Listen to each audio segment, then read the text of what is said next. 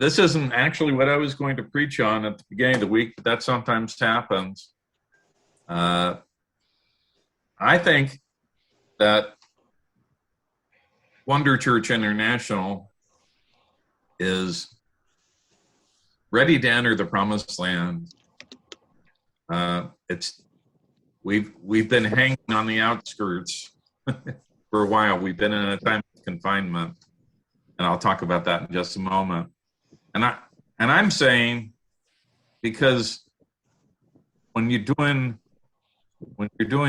Zoom like we have been for almost exactly 2 years, it's like camping out. And I think it's time that we step into a new land and begin to conquer that land. So that's why the subtitle is moving from camping to conquering.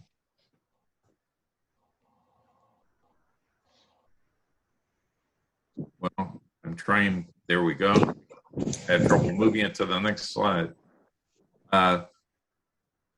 Okay, so maybe you'd agree with me that every servant of God has a promised land assigned. If Abraham is kind of the example for all of us, but there's many things in the Bible that say that he has assignments for us. He has things written for us in the book of life, and the book that was written about us before he even put us on the earth. And there, of course, are assigned times, and he has different things that we need to go through, different steps in our lives. And each time has a purpose, right? There's a time and a purpose for everything under heaven. And what's true for any individual is also true for a church or ministry. There's a time, whatever our promised land is now, that's probably not going to be the promised land of later, because once we are walking in our assignment, once we've accomplished the tasks that God has given us to do, then he may have things beyond that that are also our assignments, also where we're going to walk. But the promised land is the place where once we enter into it, we learn how to work hand in hand with God. And our job, once we walk into that promised land, is to transform that land and the people in that land. That's what Abraham did, by the way. And when we accomplish our purpose, then maybe it'll be time for the next assignment. But sometimes an assignment lasts a whole lifetime. Different for each. And you could say that in the Bible, Israel is the prototype. It's the example for us of they had a promised land, and Israel started with being Abraham. Abraham was the beginning of the people that became the Jews. And God gave Abraham the assignment. He said, I'll take you to a land that you've never seen before. And, assignments from God are mysterious because Abraham didn't know what the land would look like till he got there. He had to trust that he'd recognize it when he got to it. That's not too different for us as a church, for a Wonder Church, or for any of us. And strangely enough, when Abraham got to the land, it was occupied. And it's not like, he could immediately move in and it was his land. In fact, he didn't even know how it was going to become his land. So all he did was, he knew one thing. He knew that God's place in his life was more valuable to him than anything else, even the fulfillment of that promise. And so he just kept on worshiping God. He'd raise an altar in one place and then go on to the next place with his flocks. And then he would worship God again in that place. And do you know that worshiping God was how the land became his, how he earned a right to that land, even though other people lived there? And God was very sure about giving this land to Abraham because the people that were living in the land were not following God. And the Bible says there was a time when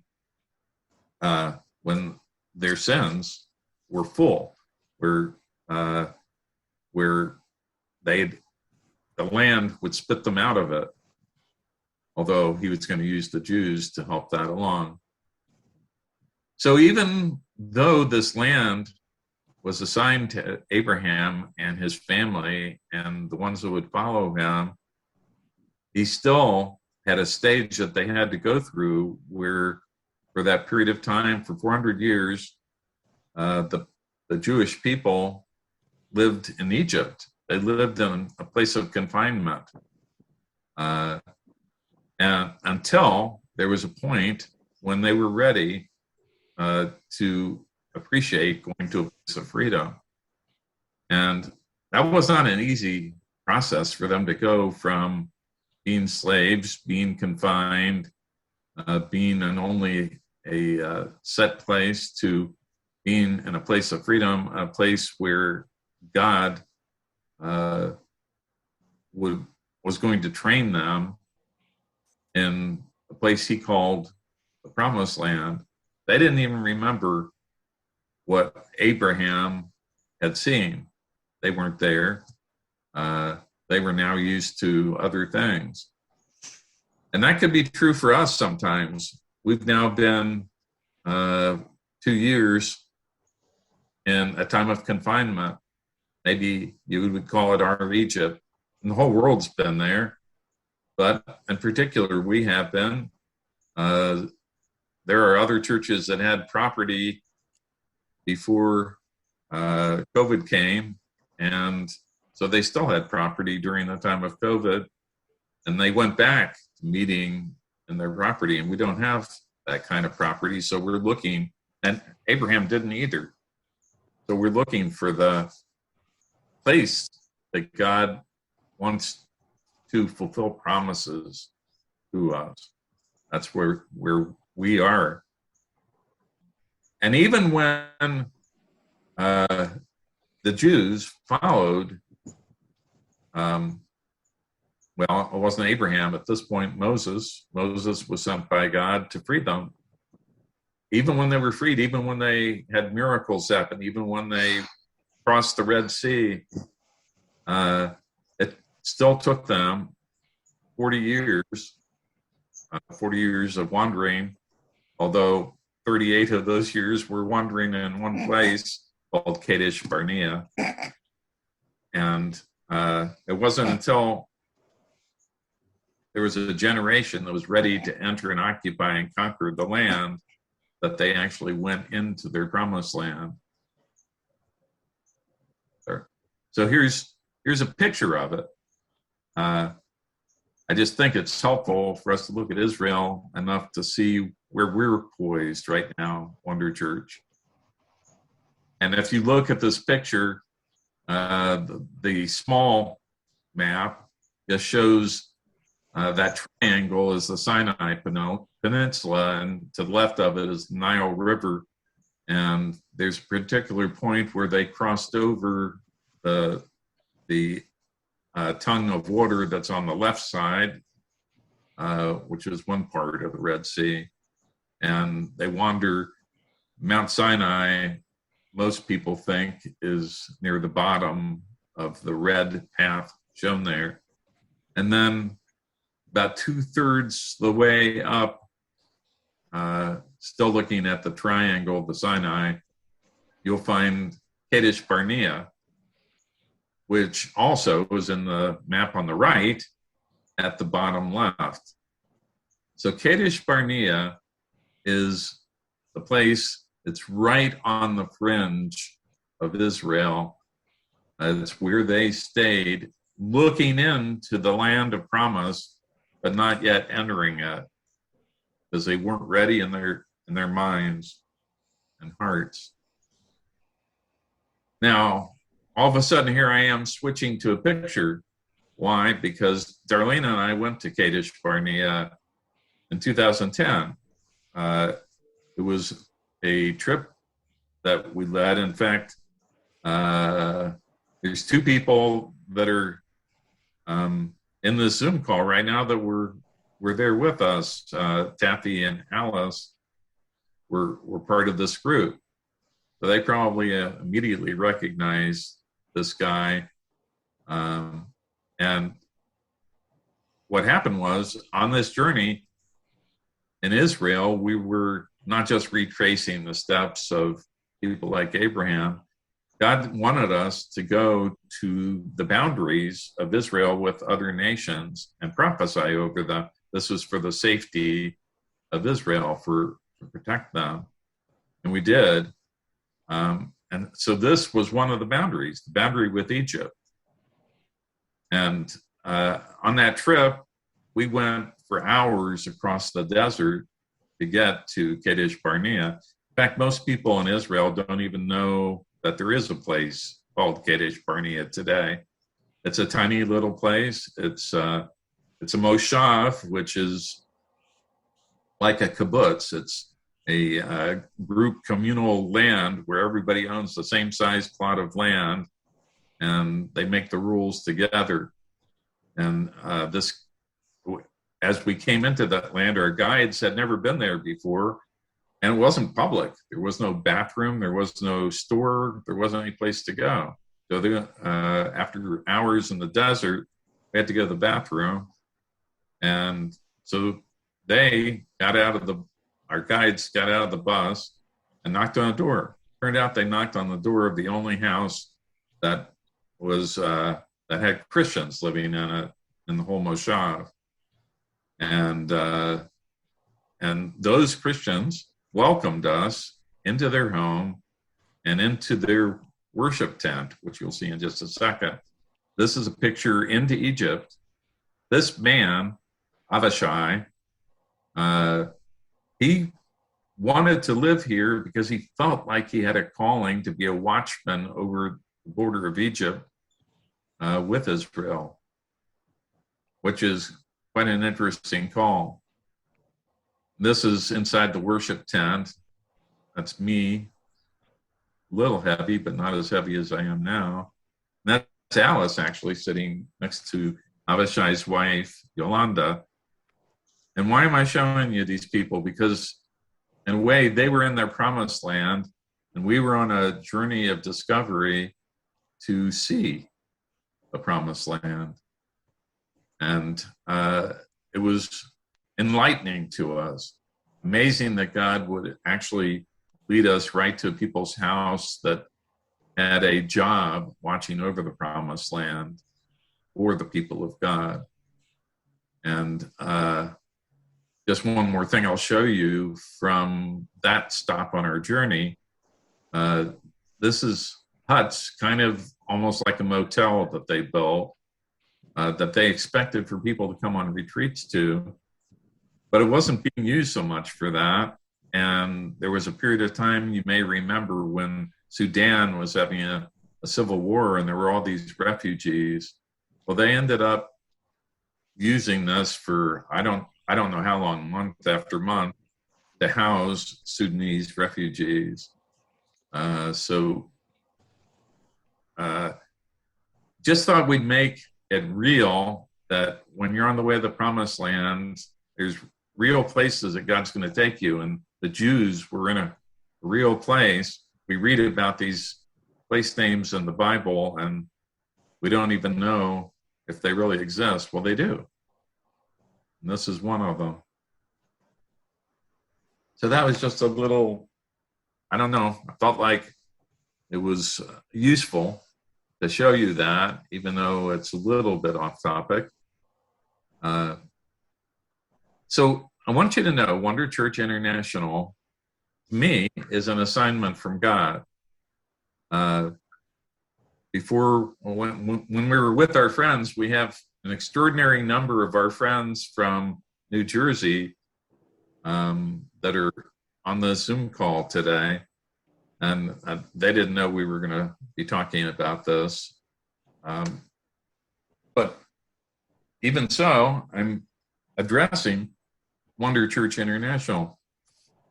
And these are our friends. We love them, and they are, I don't know, they're like watchmen for us too. We appreciate them. So we had an assignment before we ever even came back to the Washington, D.C. area. We had been here years ago. We've been gone for 20 years. We were in New Jersey, and God started speaking to me about moving back to Washington. And over the course of the next several years, he spoke about different things. At this point, didn't know anything about starting a church, only that we would have a job to do in Washington, and that had to do with transforming Washington, D.C. Well, any job in the kingdom has to do with transforming the land, transforming the place that you are. But it wasn't until the church we were in for a time, L3 Church, that some of you also shared with us, that church was in its own transition, that God spoke to me and said, start a church that will be a vineyard. And as Darlene and I prayed into that, we began to hear other things about it. Transform Washington, D.C. Produce houses of Acts.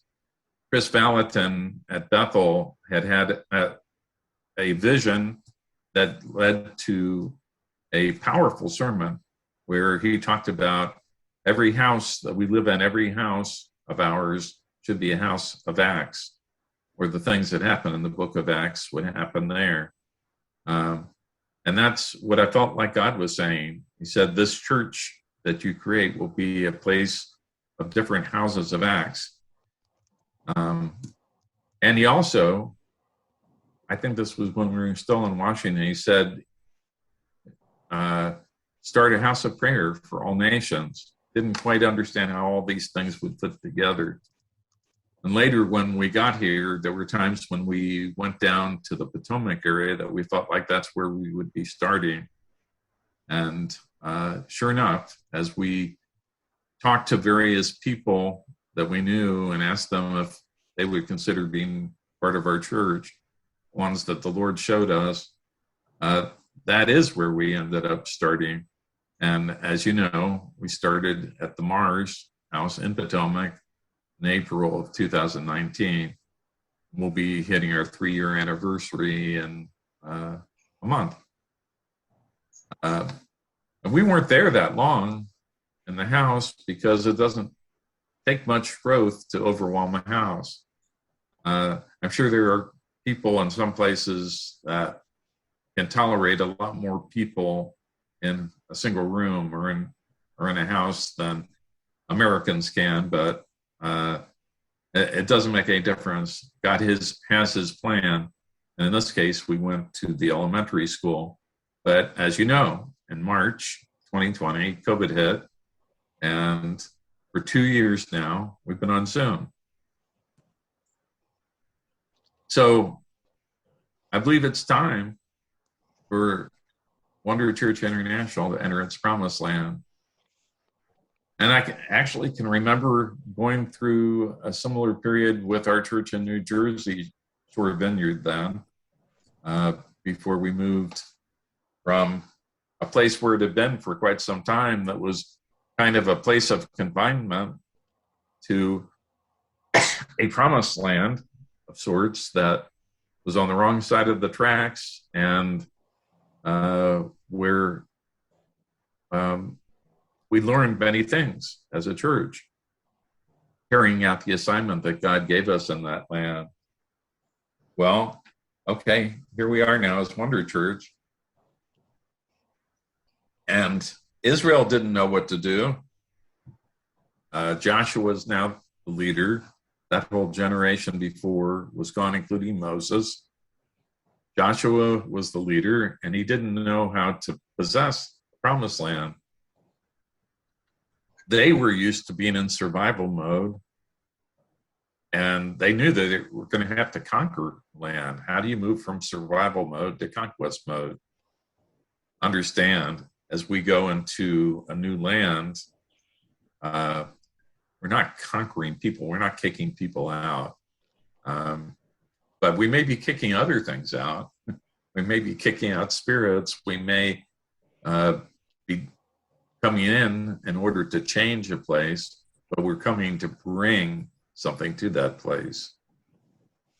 So when we started talking about meeting again in person, we had to ask questions like, should we be focused on Potomac again, or is God giving us a new entry point? Understand, Kadesh Barnea was on the very edge of things. But when they entered the promised land, it was at Jericho, which was in the center of things, center right at the Jordan River. And then they went north and south to conquer. So the place that they entered in and the place that became kind of the capital once they got into the promised land was not the same place that they had been camping out. And another question that you ask as you're ready to enter your promised land is, do we have what we need in order to do it? Well, you don't even know what you're going to need. You may have some guesses. Chances are you're going to find out you don't have all that you need. And that's where dependence on God is such an important part of it. Israel had the people power, but they didn't have food and water. There were other things they needed too, courage. And we don't have as much of the people power as we need, but we have some finances. So God gives you some things, but other things you're dependent upon him for. Okay. We've been looking. I guess it's not that strange a thing. Maybe it's a little bit strong to say this is all about entering a promised land. I mean, isn't it all about just making a change from being online to being in person? Yes, it is. But that's a big change, guys.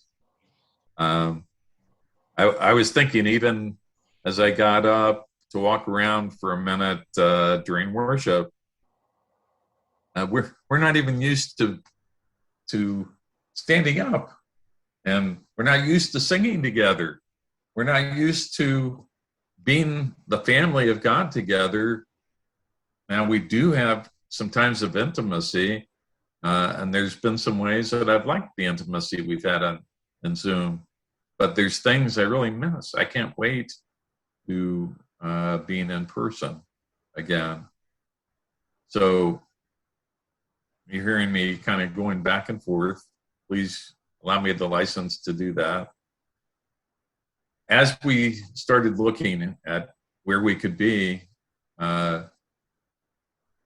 it's not easy to find a good place to worship. It's not easy to find a place that meets all of our different needs. We've looked all up and down the 270 corridor because I'll tell you, my reasoning is that our church has shifted. You'll see a picture of that in just a minute.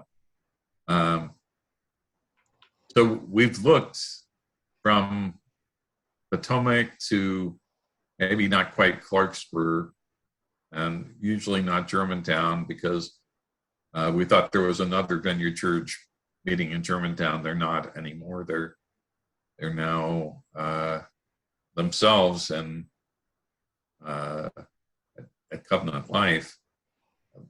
Doesn't mean they've merged with Covenant Life. It's just where they're renting space. And we didn't want to be exactly in the same place as them.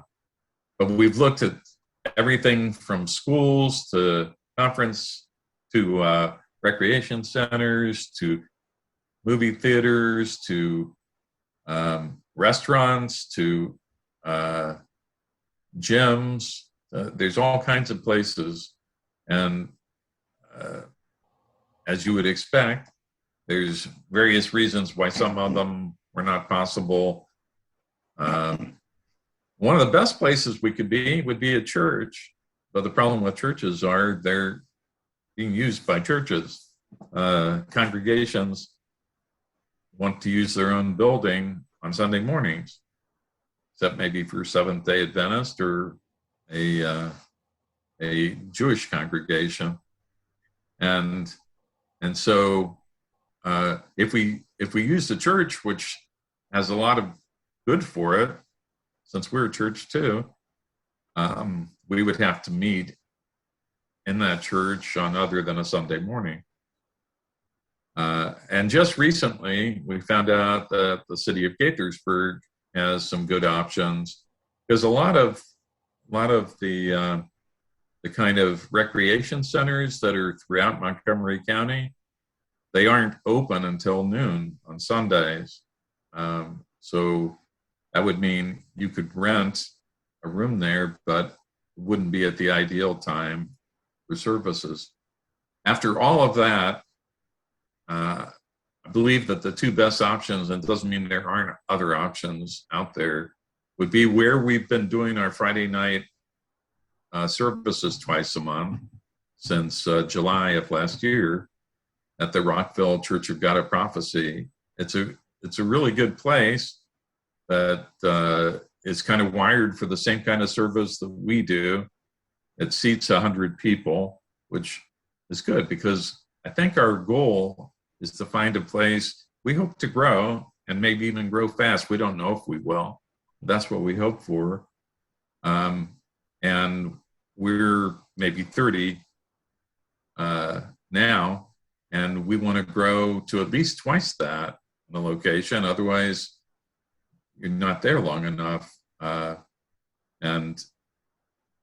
But we don't know what God's got for us. There are times, now even as big a church as Saddleback Church out in California, which I think is over 20,000 people, I think they were in 10 different places before they ever bought a piece of property. So they were no stranger to wandering, to being in one place for a period of time and then moving to another place. That may be true for us, you know. So that's one place, a church. And it wouldn't have to be the Rockville Church of God of Prophecy, just a place we know, where we have a friendly relationship and fairly good terms for renting. But a place just recently we found, there's 2 youth centers in Gaithersburg, and one of them seemed a little bit better than the other. Kind of cool. I'll show you a picture in a second. We would rent the entire center, which has several rooms, and you get to use the whole place. And the only thing is, it would require quite a bit of moving things around on a Sunday morning, and then you'd have to move it back after the service, because it would be their place. And it'd be similar to the kind of setup we had to do when we were at the elementary school, but it would be even more so because there are games and other things that need to be moved. So let me show you what we look like today. This is the I-270 corridor, the blue road marked, and all the blue dots are our homes, the homes of people currently in Wonder Church. And of course, I'm not showing people that attend remotely. And I may have a couple of ones where somebody's moved and I haven't shown that. And on it too, you see the 2 red dots. The northern one is the youth center, and the southern one is the Church of God of Prophecy. And as you can see, they're both kind of in the middle. So to me, that's good. It'd be nice if a place that we went to worship would be maybe no more than 20 minutes from everybody. And I think that's true of both of these centers. Most of you, or maybe half of you, have been to the Church of God of Prophecy. That's what it looks like on the inside. I could show you other pictures, but it's a regular church, and they've made it pretty nice. Those are reasonably comfortable chairs, and it's wired, modern. It's got connection to access the internet and big old TV screens. In fact, they've replaced the ones that are in this picture with bigger ones. And that's the front door of the place. It's not very big, 100, but that's big for only 30 people. And they have a fellowship hall too, a kitchen. And all of that is available as part of renting it, if that's what we chose to do. You probably can't see too well from this map, but a little ways up on the map, there's Trader Joe's. A lot of people know where Trader Joe's is. This is Travilla Road. So it's just about a mile down Travilla Road to the Church of God of Prophecy.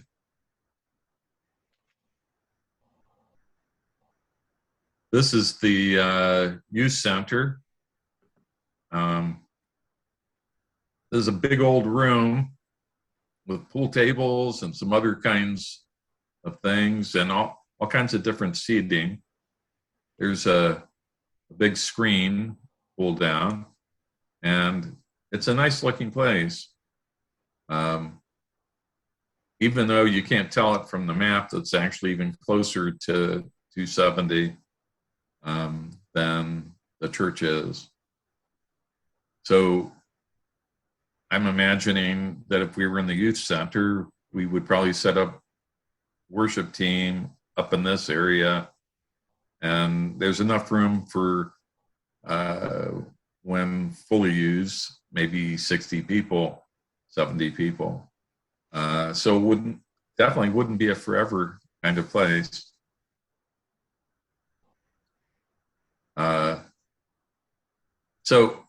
Well, let me move back to here for a second. Darlene and I really liked this place because it seemed like it would be an attractive place for families with kids. And we would love to draw more families with kids. And all around, I don't have a picture of it, but in this area, all around where the youth center is, there are apartments within walking distance and townhouses within walking distance. And it just seems like the kind of place where you look out and you say, fields that are ripe for harvest. So that was an exciting thing to us. Whereas there's certainly many homes all around the Church of God of Prophecy, and they're bigger homes. It's North Potomac, where that church is a wealthier area, and but those people need Jesus too. So wherever we go, God has a task for us to change that area, to reach that area. So how do we move forward? How do we know what we're supposed to do? Well, regardless of what choice it is that we make, you can't occupy the land without a commitment to conquer. In other words, we know that it's going to require something of us to change, to step into a new place. And I hope that as a congregation, as individuals committed to the Lord, we can do that. We can make that commitment. I think God may have a favorite. There may be one place that's where he wants us to be, but I can't tell for sure. I think that whatever place we choose, the Lord will back us and he'll help us to accomplish it. He'll help us to move in to that place and make a home there and change what's going on there. So what I want to put before us is, can we take the steps that we need to make a decision and make a move? And really, because we've shrunk some, we've lost some people, it's pretty important for us to not lose anybody else if we can. So not only that, but we don't want to lose anybody. We want all of us to be able to make the move together.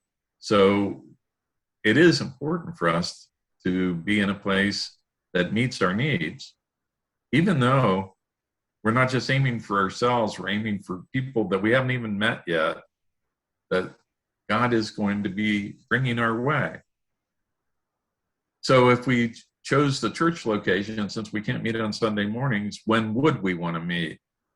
The choices would be Saturday evening, Sunday afternoon, or Sunday evening. Each of those are times that people do other things today. Can they change their lives so that we can meet at that time? If it's the youth center location, are our people willing to go early and help set up? Are we willing to go out and meet the people that live in the neighborhood and invite them to come? Are we willing to look to see how we can make a difference in the community and invest our time in that? And one cool thing is, with either of those two locations, there's no reason why we couldn't test it.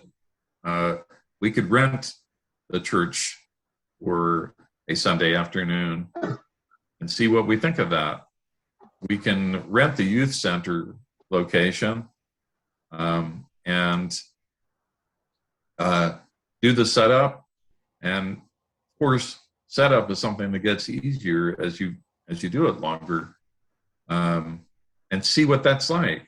It'd be good to test it, because then we'd have a sense of, would this work for us? Whichever way we do, it's our promise that we'll set it up so that we can have remote attendees. We may not be able to keep doing Zoom. We may have to move to a live stream kind of configuration, which is a little bit less interactive.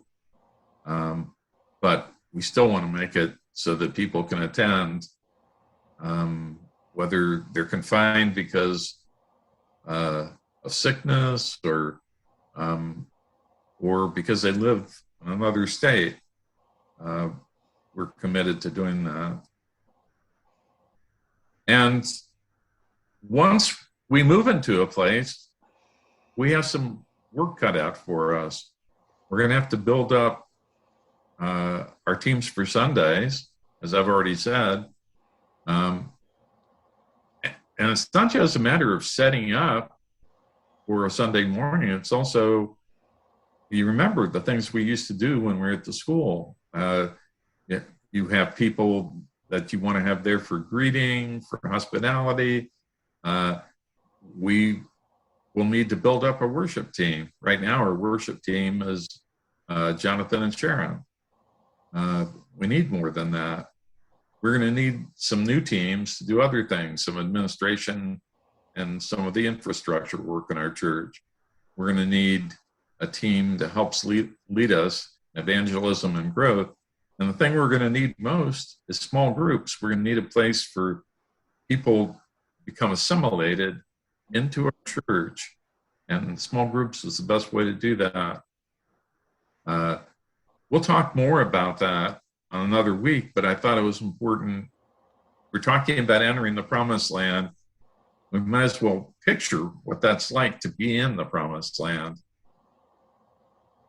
And then after that, there's the question of, okay, if we were called to be here to transform BC, then how does a tiny little church that hasn't even entered into its promised land do that?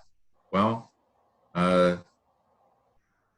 we think it's probably a good idea to have at least a 5-year plan that imagines how that's going to work.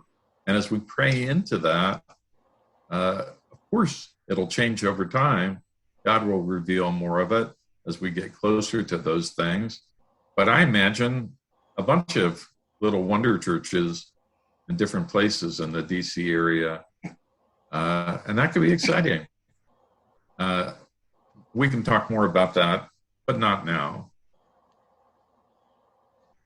And I wanted to bring this picture. Andrew drew this picture, but it was before Wonder Church. It's when we were at L3 Church, and I asked the question one Thursday night prayer, said, if God was sharing with us right now what revival would look like in the Washington, D.C. area, what is he showing you? What do you see? And Andrew saw a picture. And then later he drew it. And this is that picture. And this is us right here. You can't see very well, but that's like Germantown, Gaithersburg. If he could have drawn it, it might have looked more like that. That would show the 270 corridor. And it's not just us. It would be a bunch of churches. And he saw pockets of revival happening all around the Washington, D.C. area. He wasn't thinking they were all one church. He thought they were many churches. And that God would bring, like, imagine this as a fire. These are the logs being set in the fire. And that would bring revival in general to the area that would get hottest in the center. And at some point, there would be an explosion of sorts. Dangerous to talk about explosions in this day. And then revival would come out from Washington to affect the world. We need to look at this picture now in the